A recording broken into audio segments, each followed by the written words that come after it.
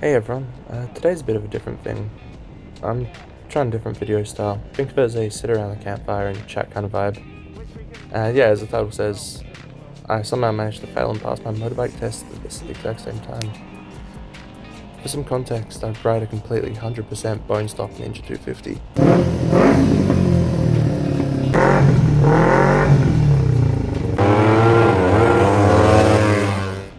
Haven't touched a thing on it. Completely, I haven't done anything, completely stock. Anyway, the day before my practical assessment, I was out practicing emergency stops. And I just completely oversent it. I locked up the front wheel and dumped the bike. And I was like, oh shit, I'm done for here. There's no way I can do my test. And I was saying to my good riding friend Soyb, I was like, shit, what now? So we spent a good while repairing that. Got some resin, got some epoxy, got some new indicators, got some fiberglass. What else did we do? Anyway, absolutely fixed it up. And against all odds, we got it all working and it stabilized, and the bike, yeah, it was roadworthy again. And to be honest, it was better than the condition I bought it in. Day of the test comes. I rock up to the DOT, wait around for what feels like ages, and finally this really nice South African fella walks out. For this, we'll just call him John. I don't want to, introduce names and get people in trouble. Anyway, he introduced himself. We start chatting, and the vibe is great. And then, just midway through our conversation, his face just drops and he looks at me and goes, look, I'll have to let you know, mate, for your assessment today, I'm actually being assessed myself. Corporate sent over a auditor just to make sure I'm testing to their standards. So I'm like, yeah, whatever. No big deal, it's just, doesn't concern me, like it's not my assessor, it's his. So we go outside, and John does the regular walk around. Looks at everything, checks everything, gets me to do my indicators, my brakes, whatever else.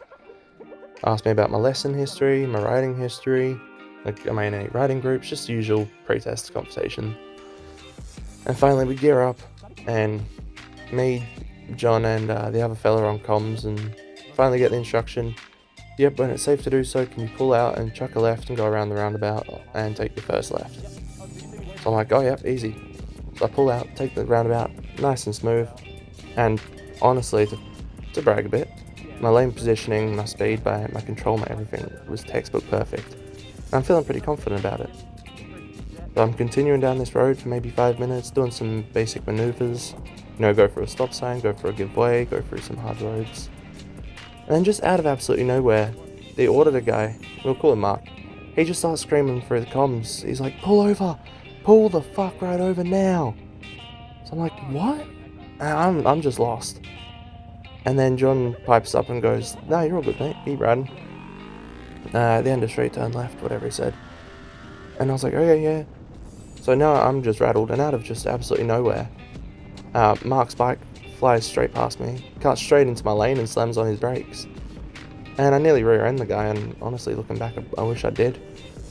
Anyway, I have to pull an actual emergency stop just to not absolutely demolish this guy's bike.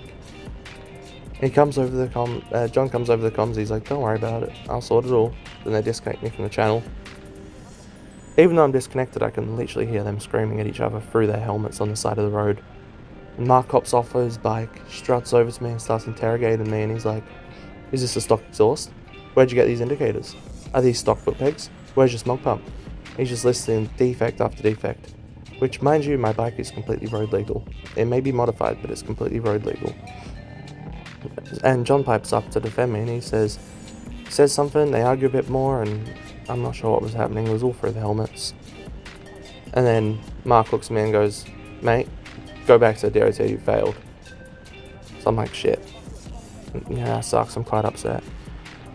Anyway, I'm riding back, trying to just get over it. And then Mark pipes up and he goes, oh, see that stop sign back there? Yeah, you actually rolled a bit too much for it, that's actually a fail. And I was just like, dude, what the fuck? You've already failed me. And anyway, this is how I was taught how to do it. And I wish I never said that, because that just set him off. He went into a rant about how I'm riding illegally, how he should call the cops, this is so unroadworthy, he should get my bike impounded, blah blah blah.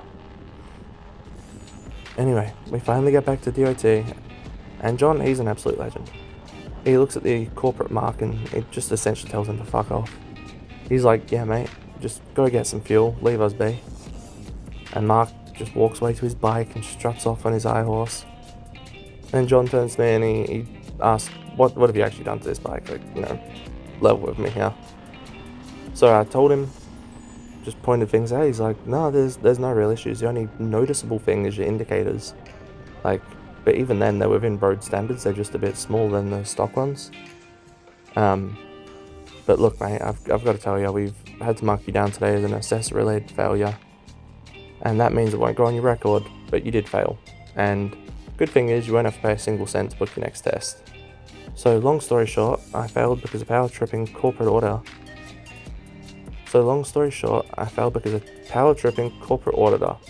But I passed because the cool assessor, he saved my record and got me a free retest. Shout out to him, he knows who he is. So long story short, I failed because of power tripping corporate auditor. But I passed because the cool assessor, he saved my record and got me a free retest. Shout out to him, he knows who he is.